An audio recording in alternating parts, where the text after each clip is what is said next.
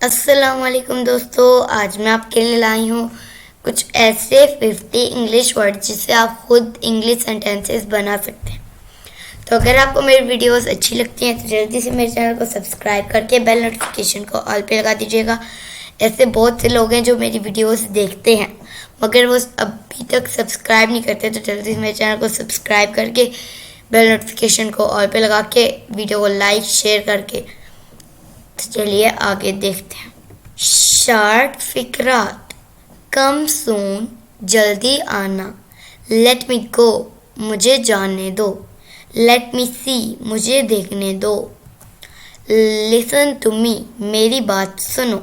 Stop hair, यहाँ रुको। Move ahead, आगे बढ़ो। लेट मी वर्क, मुझे काम करने दो।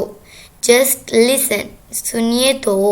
टेक केयर ऑफ, ख्याल रखना। गेट ऑफ, उतर जाओ।